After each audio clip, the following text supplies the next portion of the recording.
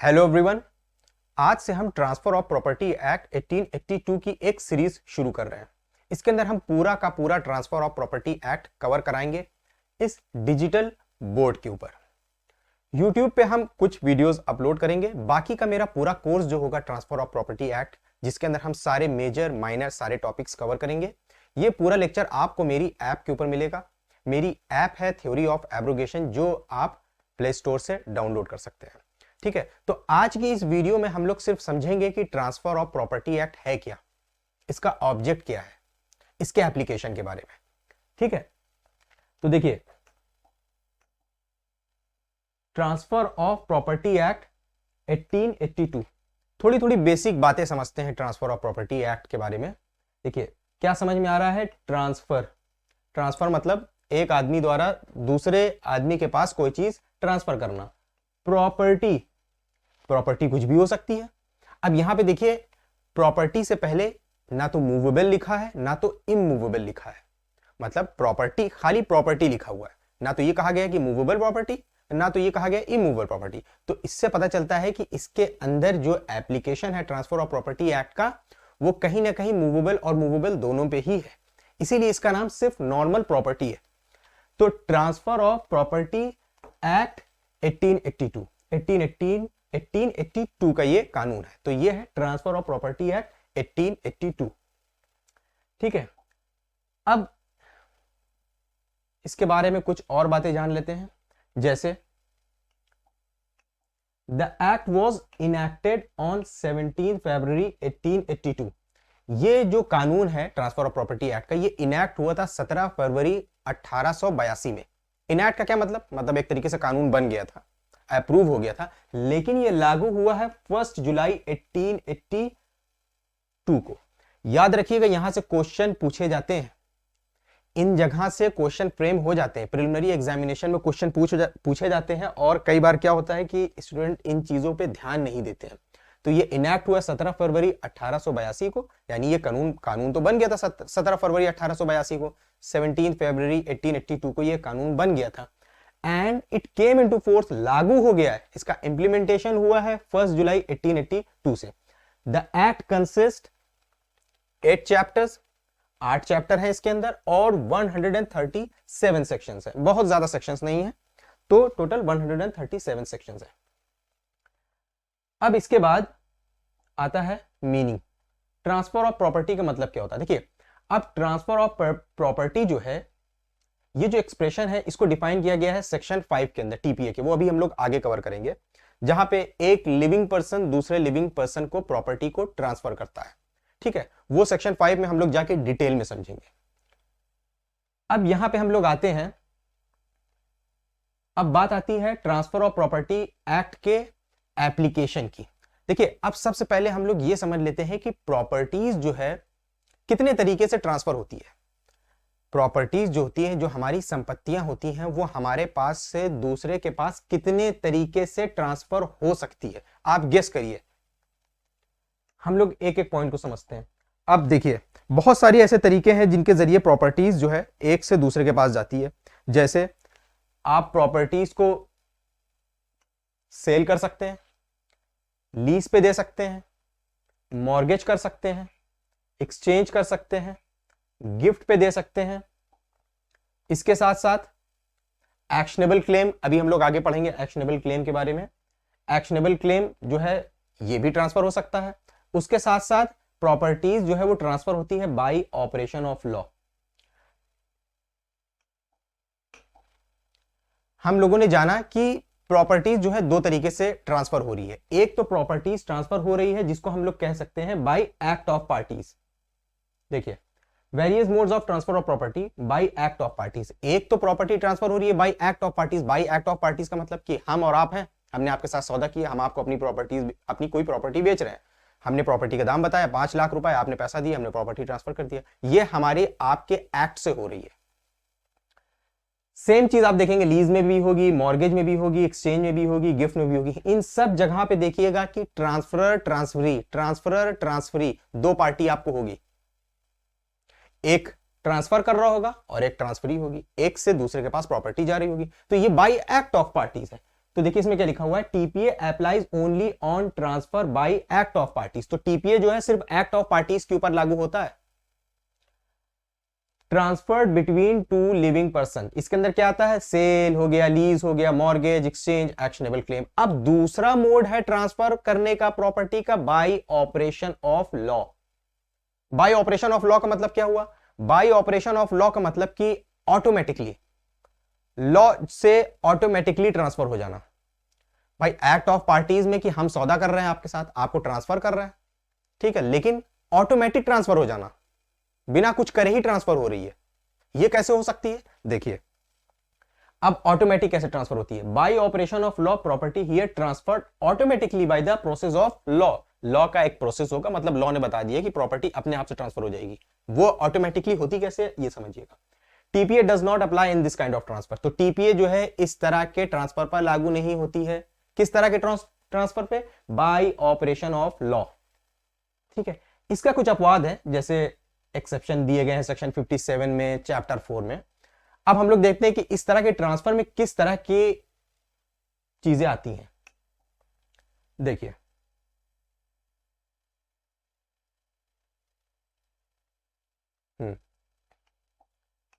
Bye operation of law के अंदर क्या क्या चीजें आती हैं। जब कोई इंसान जो है अब वसीयत करता है, जब कोई इंसान मरने से पहले वसीयत करता है, वसीयत उसने करी, उसके बाद वो मर गया, अब जो उसने वसीयत करी है प्रॉपर्टी जो है वो ऑटोमेटिकली लॉ के प्रोसेस द्वारा जो है बढ़ गई, जो उसने वसीयत करी। देखिए ऑपरेशन ऑफ लॉ है। लॉ ऑफ इनहेरिटेंस जो होता है, अब मैंने कोई वसीयत नहीं करी, लेकिन हमारा कानून बताया गया है कि हमारे मरने के बाद कैसे प्रॉपर्टी बटेगी। भाई कोई भी इंसान कभी भी मर सकता है, तो उसकी प्रॉपर्टी किस हिसाब से बांटी जाएगी, तो वहां पे लॉ ऑफ इनहेरिटेंस लागू होता है। अब हम मर गए, मेरी प्रॉपर्टी जो है किस हिसाब से बटेगी, अब वहां पे bye operation of law, law के प्रोसेस से वो ट्रांसफर हो रही है, तो इसके ऊपर टीपीए लागू नहीं होता है। इसके ऊपर क्या लागू होता है, इसके लिए हमारे पास पर्सनल लॉज हैं, जैसे मुस्लिम लॉ हो गया, हिंदू लॉ हो गया, ठीक है। तो इसके ऊपर टीपीए नहीं लागू होता, क्योंकि उनके लिए तो अलग सेपरेट लॉज बने हुए हैं। फिर उसके बाद आता है, जैसे इसी के अंदर बाय ऑपरेशन ऑफ लॉ में transfer in case of insolvency की कार्रवाई हो गई, फॉरफीचर की कार्रवाई हो गई, अगर कोई सेल होती है in execution of courts decree. अब देखिए कोर्ट को आमतौर पे, जैसे हमने बताया कि जो टीपी के अंदर प्रॉपर्टी जो है वो टू लिविंग पर्सन के बीच में ट्रांसफर होती है, तो पहली चीज कोर्ट जो है उसको लिविंग पर्सन नहीं माना गया है। तो कोर्ट के ऑर्डर द्वारा कोई सेल हो रहा है तो वो ट्रांसफर ऑफ प्रॉपर्टी नहीं है, ठीक है। आगे अभी हम लोग सेक्शन 5 में इस चीज को जानेंगे। तो अगर कोई चीज ट्रांसफर हो रही है इंसॉल्वेंसी की कार्रवाई में, फॉरफीचर द्वारा, या कोई सेल हो रही है एग्जीक्यूशन ऑफ कोर्ट्स डिक्री, तो इसको भी हम ट्रांसफर ऑफ प्रॉपर्टी नहीं मानेंगे और उसके ऊपर ट्रांसफर ऑफ प्रॉपर्टी एक्ट लागू नहीं होगा। इसको हम लोग मानेंगे कि ये बाय ऑपरेशन ऑफ लॉ हो रहा है, transfer by orders of court. तो अब आपको एक ये बात समझ में आ गई होगी कि प्रॉपर्टीज बहुत तरीके से ट्रांसफर होती है। हम किसी को बेचते हैं, मॉर्गेज करते हैं, लीज पे देते हैं, ये सारे टॉपिक्स अभी टीपीए में आएंगे। मॉर्गेज करते हैं, बंधक पे देते हैं, बेचते हैं, गिफ्ट करते हैं, ठीक है, लीज पे देते हैं। तो बहुत सारे मेथड्स हैं प्रॉपर्टी के ट्रांसफर होने के लिए। उसी के साथ साथ प्रॉपर्टी जो है वसीयत करने से भी ट्रांसफर होती है, इनहेरिटेंस के द्वारा भी ट्रांसफर होती है, ठीक है। उसी के साथ साथ कोर्ट के आदेश द्वारा भी ट्रांसफर होती है। तो टीपीए जो है वो सिर्फ लागू होता है transfer of property by act of parties, जहां पे पार्टीज के एक्ट द्वारा एक प्रॉपर्टी जो है दूसरे के पास ट्रांसफर होती है। टीपीए सिर्फ उस पर लागू होता है, ना कि bye operation of law.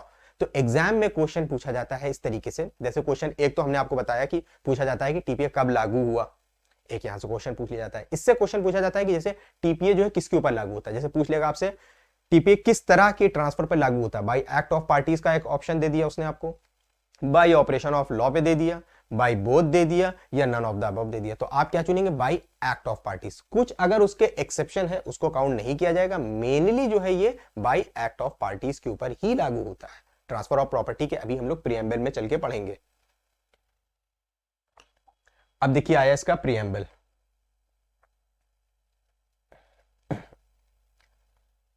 Preamble क्या होता है, देखिए हर कानून के अंदर एक प्रीएम्बल डाला जाता है जो हमें यह बताता है कि जो लेजिस्लेचर्स हैं जो इस कानून को बना रहे हैं उनका क्या उद्देश्य है, वो क्या अचीव करना चाहते हैं। किस लिए इसको बना रहे हैं, ठीक है। तो टीपीए का प्रीएम्बल क्या कहता है, काफी इंपॉर्टेंट है टीपीए का प्रीएम्बल, देखिएगा। टीपीए का प्रीएम्बल कह रहा है, इसका प्रीएम्बल कह रहा है where as it is expedient, जहां पे ऐसी जरूरत पड़ी और जहां पे ऐसा उचित हुआ, to define and amend certain parts of the law relating to the transfer of property by act of parties, by act of parties। अब इसकी वर्डिंग्स के ऊपर ध्यान दीजिए। whereas it is expedient to define and amend, इसका preamble कह रहा है कि इसको इनैक्ट किया गया है टीपीए को, किस लिए, डिफाइन करने के लिए और अमेंड करने के लिए certain parts of law, certain parts of law relating to transfer of property by act of parties। तो ये कह रहा है कि इसको डिफाइन और अमेंड करने के लिए लाया गया है। ये जो टीपीए का एक्ट है, ट्रांसफर ऑफ प्रॉपर्टी एक्ट 1882, इसको डिफाइन और अमेंड करने के लिए लाया गया है। यहां पे आप गौर करिए, जब आप कोड ऑफ क्रिमिनल प्रोसीजर पढ़ेंगे 1973, कोड ऑफ सिविल प्रोसीजर पढ़ेंगे 1908, तो आप देखेंगे कि उनके प्रियम्बल में एक्सप्रेशन इस्तेमाल हुआ है कंसोलिडेशन का, कंसोलिडेट करने के लिए प्रियम्बल में कंसोलिडेट का वर्ड इस्तेमाल हुआ है। अब आप जब इसके बारे में जानेंगे कि ये कंसोलिडेट का वर्ड इस्तेमाल हुआ है और यहां पे इस्तेमाल हुआ है वर्ड्स डिफाइन और अमेंड, इसके बीच में खेल क्या है, देखिए। कंसोलिडेट का मतलब होता है कि कलेक्ट करना। अगर किसी एक्ट के अंदर ये एक्सप्रेशन इस्तेमाल करते हैं कि इसको लाया गया है, इट इज एक्सपीडियंट, कि इसको कंसोलिडेट किया जा सके, डिफाइन किया जा सके, अमेंड किया जा सके, तो इसका मतलब है कि जो ट्रांसफर ऑफ प्रॉपर्टी से जुड़े हुए जितने भी कानून है, ये सब को उठा के टीपीए के अंदर इसने भर दिया, अगर कंसोलिडेट का वर्ड इस्तेमाल होता।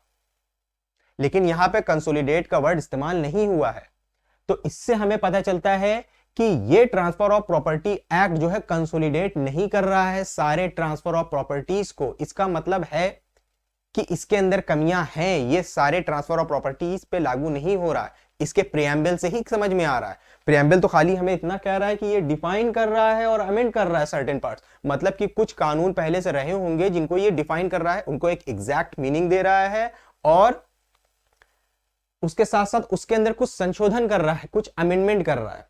Certain parts of the law relating to the transfer of property by act of parties, सिर्फ बाय एक्ट ऑफ पार्टीज के ऊपर, जो बाय एक्ट ऑफ पार्टी से रिलेटेड ट्रांसफर है, सिर्फ उसी को ये डिफाइन कर रहा है, अमेंड कर रहा है। बाय ऑपरेशन ऑफ लॉ से तो कोई मतलब ही नहीं है, जो भी हम लोगों ने ऊपर देखा। Transfer between living person, it is hereby enacted as follows, thus it is clear from the preamble that TPA applies only on transfer of property by act of parties and not by operation of law, and it is not exhaustive।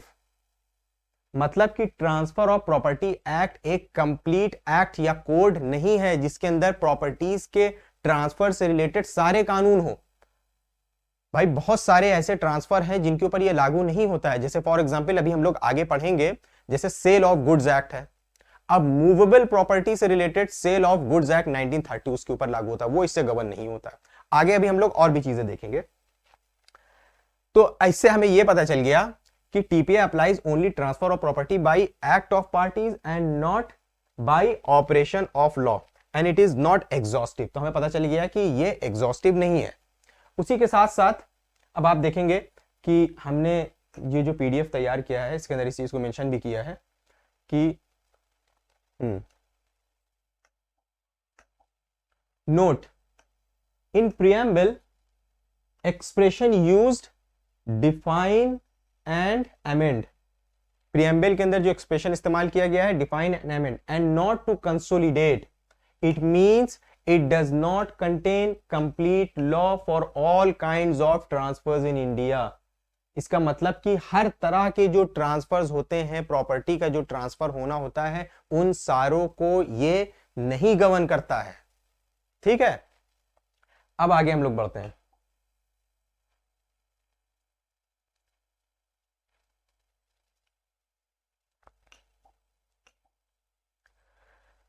अब ये बोल रहा है कि the act has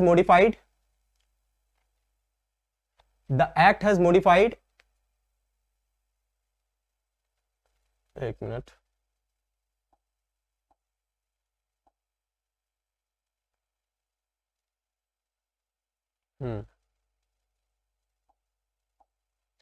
The act has modified and make changes in some of the rules which existed before its enactment. It is not a complete code for all kind of transfers in India. It completes Indian Contract Act 1872 as it is a law, as it is also evident from section 4 of the TPA. ठीक है, अब देखिए ये क्या बता रहा है कि इस टीपीए ने क्या करा कि जो कानून यहाँ पे चला आ रहा था, इंग्लिश लॉ और जो इक्विटी की मैक्सिम्स थी, जस्टिस, इक्विटी, गुड कॉन्शियंस, उसके बेसिस पे यहाँ पे जो प्रॉपर्टी के जो मामला थे देखे जाते थे। ठीक है, तो ये कह रहा है the act has modified and make changes in some of the rules which existed before its enactment. तो 1882 से पहले जो चले आ रहे थे, जो इंग्लिश लॉ के कानून थे, इक्विटी के कानून थे, उन्हीं को इसने मॉडिफाई किया और उसके अंदर चेंजेस करे जो इससे पहले थे। और it is not a complete code, ये कंप्लीट कोड नहीं है for all kinds of transfer. It completes Indian contract act 1872। अब देखिए यहां पे ये ट्रांसफर ऑफ प्रॉपर्टी एक्ट जो है ये आपके इंडियन कॉन्ट्रैक्ट एक्ट 1872 को कंप्लीट करता है। इंडियन कॉन्ट्रैक्ट एक्ट 1872 का है, इंडियन कॉन्ट्रैक्ट एक्ट 1872 का है, ट्रांसफर ऑफ प्रॉपर्टी एक्ट 1882 का है। 10 साल का बीच का डिफरेंस है दोनों में। तो इससे हमें यह पता चल रहा है, अब आप अगर इंडियन कॉन्ट्रैक्ट एक्ट पढ़ेंगे तो इंडियन कॉन्ट्रैक्ट एक्ट में एक तरीके से लीगल एग्रीमेंट होते हैं, एक कॉन्ट्रैक्ट होता है पार्टीज के बीच में। आप कॉन्ट्रैक्ट किस लिए करते हैं? किसी वजह से करते हैं ना कॉन्ट्रैक्ट। जैसे हमने आपको अपनी प्रॉपर्टी देना, तो हमारे आपके बीच में एक समझौता है, कॉन्ट्रैक्ट ही तो होता है। अब हमने आपके साथ समझौता तो कर लिया, कॉन्ट्रैक्ट तो कर लिया प्रॉपर्टी ट्रांसफर करने के लिए, लेकिन प्रॉपर्टी कैसे ट्रांसफर होगी इसका तो कोई कानून ही नहीं है। तो 1872 में हम ये कानून तो लिया है इंडियन कॉन्ट्रैक्ट एक्ट का कि चलो कॉन्ट्रैक्ट कैसे होगा, लेकिन अब प्रॉपर्टी कैसे ट्रांसफर होगी इसका कोई कानून ही नहीं है हमारे पास, क्योंकि कानून तो हमें मिल रहा है वो तो ट्रांसफर ऑफ प्रॉपर्टी एक्ट 1882 में मिल रहा है। तो बीच में 10 साल का डिफरेंस आ रहा है। तो अब अगर आप कॉन्ट्रैक्ट एक्ट में कोई कॉन्ट्रैक्ट करते हैं प्रॉपर्टी ट्रांसफर करने के लिए, तो वो प्रॉपर्टी ट्रांसफर किस कानून से होगी? वो कानून है ट्रांसफर ऑफ प्रॉपर्टी एक्ट 1882 का। अब आप सोच रहे होंगे बीच में जो 10 साल का गैप है 1872 से 1882 के बीच में, इसमें जो है जो ट्रांसफर ऑफ प्रॉपर्टी थी, जो प्रॉपर्टी ट्रांसफर होती थी, वो कौन से कानून से गवर्न होती थी? देखिए वही हमने आपको बताया कि वो इंग्लिश लॉ जो था वो उससे गवर्न होती थी, इक्विटी से गवर्न होती थी, इक्विटी, जस्टिस, गुड कॉन्शियंस, इस कानून से गवर्न होती थी। मतलब इसका मतलब ये हो गया कि काफी हद तक वो जजेस के डिस्क्रिप्शन के ऊपर होती थी कि जहां पे जजेस को लगता था कि यहाँ पे उचित है करना, या यहाँ पे ये हमारा कॉन्शियंस गवाही दे रहा है, ये यहाँ पे लग रहा है कि न्याय हो रहा है, तो इन बेसिस पे और इंग्लिश लॉ के बेसिस पे ही काम चलता था। फिर 1882 में जब 1 जुलाई को 1882 में टीपीए लागू हो गया, तो फिर चीजें जो है टीपीए से लागू होना शुरू हुई। अदरवाइज इंडियन कॉन्ट्रैक्ट एक्ट 1872 में आया, ये 1882 में आया है, तो ये इंडियन कॉन्ट्रैक्ट एक्ट को कंप्लीट करता है। ये चीज आपको सेक्शन 4 में भी मिल जाएगी। Between 1872 and 1882 the transfer of property under contract was regulated by English law and principles of justice, equity and good conscience. अब इसके बाद आते हैं हम लोग छठे पॉइंट पे।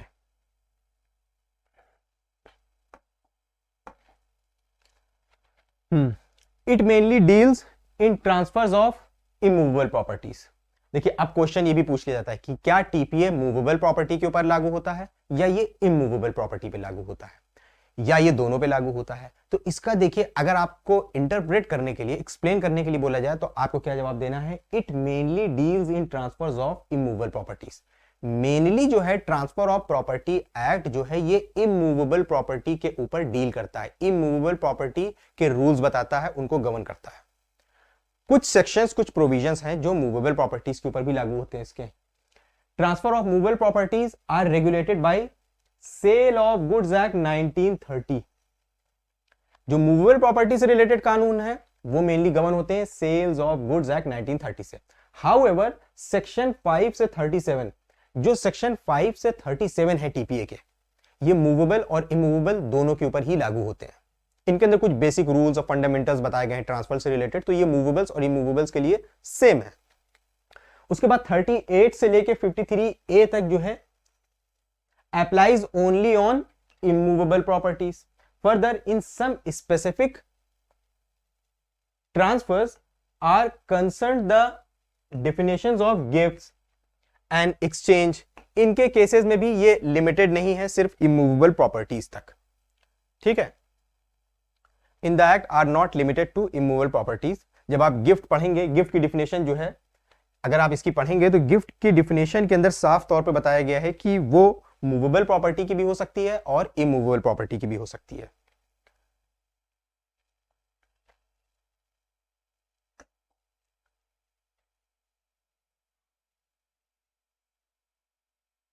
are not limited to immovable properties, they include the gift and exchange also of movables.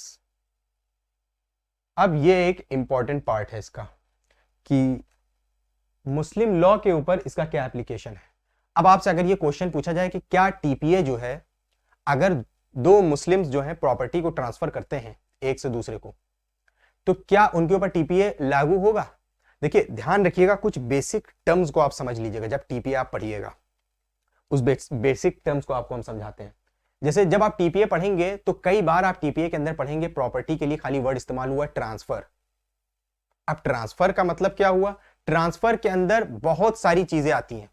Transfer जो होता है इसके अंदर बहुत सारी चीजें आती हैं, ठीक है। एक ट्रांसफर का वर्ड आप पढ़ेंगे और एक पढ़ेंगे transfer of interest, transfer of right. ये तीन वर्ड्स आप अक्सर पढ़ेंगे तो आप इसको पढ़ के कंफ्यूज मत होइएगा, आप इसको समझ लीजिए पहले क्या होता है। जब हम कहते हैं प्रॉपर्टी के ट्रांसफर होने की बात है, तो ट्रांसफर के अंदर टीपीए के अंदर जो ट्रांसफर बताए गए हैं जैसे सेल, एक्सचेंज, लीज, गिफ्ट, ये सब आ सकते हैं इसके अंदर, ठीक है। तो जब इसलिए एक वर्ड ये इस्तेमाल कर देते हैं ट्रांसफर की सारी चीजें इसके अंदर कवर हो जाए, तो इसलिए इसका नाम है ट्रांसफर ऑफ प्रॉपर्टी एक्ट। इसका नाम ये नहीं है transfer of property in sale, exchange, mortgage, gift, खाली एक वर्ड डाल दिया ट्रांसफर। अब जितने भी मेथड हैं ट्रांसफर होने के वो टीपीए के अंदर दिए गए हैं, और जिन पे ये लागू नहीं होता वो हम लोगों ने समझ लिया था बाय ऑपरेशन ऑफ लॉ। अब जब प्रॉपर्टी ट्रांसफर होती है तो आप ये भी तो सोचिए कि प्रॉपर्टी जो है ये एक collection of rights and interest है। एक प्रॉपर्टी जो है वो collection of rights and interest है। जैसे फॉर एग्जांपल आपको बताते हैं, जैसे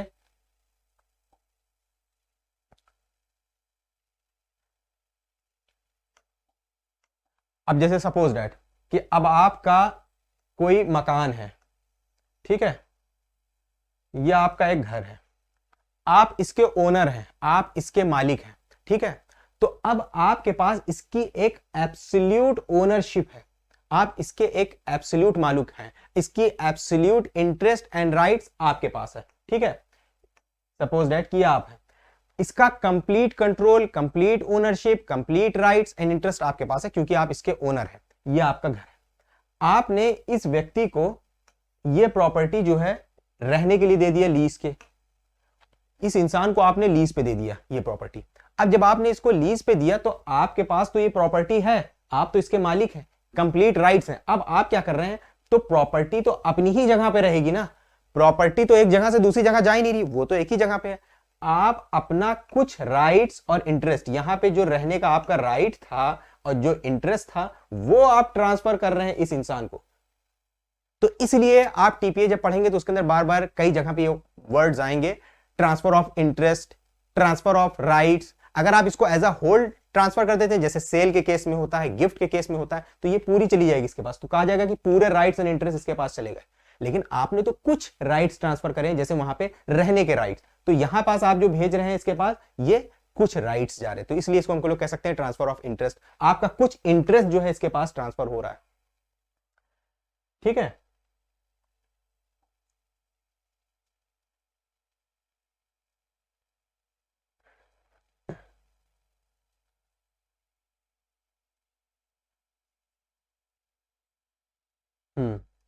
अब देखिए मुस्लिम लॉ के केस में क्या है। तो अगर आपसे क्वेश्चन पूछा जाता है कि टीपीए मुस्लिम लॉ के ऊपर लागू होता है, यानी अगर ये मुस्लिम्स के बीच में ट्रांसफर हो रहा है, क्या ये उसके ऊपर लागू होता है? तो बिल्कुल लागू होता है। कुछ इसके एक्सेप्शन है, जैसे as per section 2 provisions of chapter 2, जो चैप्टर 2 है टीपीए का, जिसके अंदर बेसिक फंडामेंटल्स कुछ बताए गए हैं प्रॉपर्टी के ट्रांसफर को लेके, of this act do not affect any inconsistent rule. ये कह रहा है कि जो चैप्टर सेकंड है ट्रांसफर ऑफ प्रॉपर्टी एक्ट का, इसके अंदर जो रूल्स दिए गए हैं, अगर ये कोई रूल जो है मुस्लिम लॉ के इनकंसिस्टेंट है, मतलब उससे टकराते हैं ऑफ मुस्लिम पर्सनल लॉ, तो यहां पे क्या होगा, as per section 2 provision of this chapter of this act do not affect. अगर मुस्लिम लॉ के कुछ प्रोविजन इसके चैप्टर 2 के प्रोविजन से टकराते हैं तो क्या होगा, मुस्लिम लॉ के जो प्रोविजन है वो प्रिवेल करेंगे, वो लागू होंगे, वो माने जाएंगे। देखिए क्या कह रहा है, as per section 2 provisions of chapter second of this act do not affect any inconsistent मतलब टकराव वाले को अफेक्ट नहीं करेगा। अगर टकराव नहीं तो कोई दिक्कत नहीं है, टकराव वाले any inconsistent rule of Muslim personal law. और गिफ्ट के केस में क्या है, and gifts made by Muslims are governed by the Muslim law of hiba. अब हिबा का मुस्लिम लॉ में हमारे पास कानून है हिबा का, हिबा गिफ्ट जो हम लोग मुस्लिम लॉ के अंदर कवर करेंगे, तो हमारे पास हिबा का कानून ऑलरेडी है। तो ये कह रहा है and gifts made by Muslims are governed by the Muslim law of hiba. Section 29 जो है टीपीए का of the transfer of property act, वो स्पेसिफिकली इस चीज के लिए प्रोवाइड करता है that the provisions of chapter 7 जो है ये गिफ्ट के ऊपर डील करता है, which is on gift would not be made applicable to gift made by Muslims.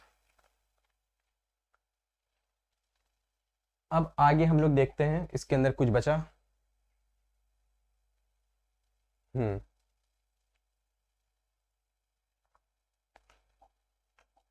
अब जब हम लोग ट्रांसफर ऑफ प्रॉपर्टी एक्ट में आगे जाएंगे, सेक्शन 2 में जब जाएंगे, तो सेक्शन 2 जो है उसके अंदर बहुत सारे पॉइंट्स बताए गए हैं टीपीए की ही एप्लीकेशन को लेके। तो उसके सेक्शंस को पढ़ के हमें यह पता चलता है कि टीपीए जो है ये रेट्रोस्पेक्टिव ऑपरेशन में नहीं आया, ये प्रोस्पेक्टिव इन नेचर है। मतलब कि जो पुराने राइट्स एंड लायबिलिटीज आ रही थी ये उनको अफेक्ट नहीं कर रहा था। The act is not retrospective, therefore the rights और liabilities with respect to any property which existed before the commencement of this act shall remain unaffected. There is a general rule, एक general rule होता है ये कि unless a contrary intention is expressly indicated,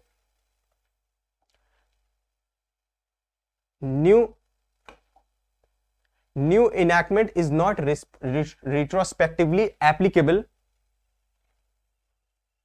to lays down the general rule with regard to the provision of transfer of property act। ये section 2C के अंदर बताया गया। तो ट्रांसफर ऑफ प्रॉपर्टी जो है ये प्रोस्पेक्टिव इन नेचर है, ठीक है।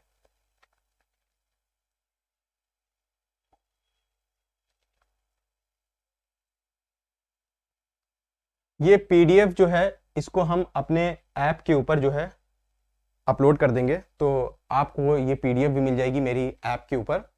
और ट्रांसफर ऑफ प्रॉपर्टी एक्ट का ये एक तरीके का इंट्रोडक्टरी वीडियो था जिसमें हम लोगों ने जाना कि ट्रांसफर ऑफ प्रॉपर्टी एक्ट किस तरह से लागू होता है, कब लागू हुआ है, इसके प्रोविजन जो है किस तरीके से काम करते हैं, किनके किनके ऊपर ये लागू होता है, और कुछ और बेसिक मीनिंग हम लोगों ने जानी है। अब इसके बाद हम लोग दूसरे पार्ट को कवर करेंगे, दूसरे आगे के सेक्शंस को कवर करेंगे, फिर उसके बाद इंटरप्रिटेशन क्लॉज आएगा। तो हम कोशिश करेंगे कि ये जो मेरे टीपीए की हम सीरीज शुरू कर रहे हैं इसके अंदर सारे मेजर माइनर पॉइंट्स कवर करते रहें और आपको बताते रहें कि क्या क्या चीजें एग्जाम के पॉइंट ऑफ व्यू से इंपॉर्टेंट है। जैसे मुस्लिम लॉ वाला पार्ट हमने पूछा, ये एग्जाम में पूछा जाता है।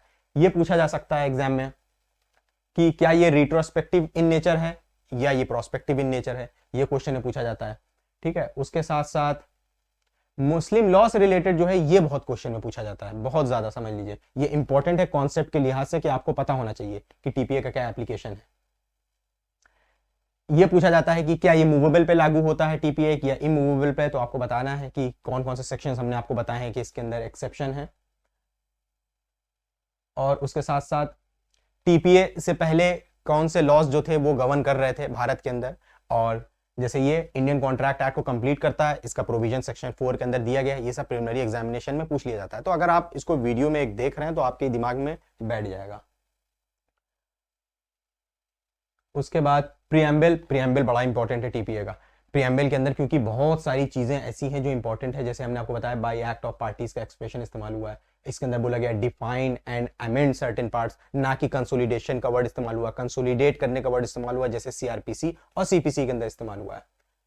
तो इससे हमें पता चल जाता है कि ये बाय एक्ट ऑफ पार्टीज के ऊपर लागू होता है, बाय ऑपरेशन ऑफ लॉ के ऊपर लागू नहीं होता है। ये भी हमने आपको बताया था कि बाय ऑपरेशन ऑफ लॉ का क्या मतलब होता है, ठीक है, इससे क्वेश्चन पूछ लिया जाता है। तो टीपीए में पूछ लिया जाता है कि यार टीपीए जो है लागू होता है बाय एक्ट ऑफ पार्टीज या बाय ऑपरेशन ऑफ लॉ के ऊपर।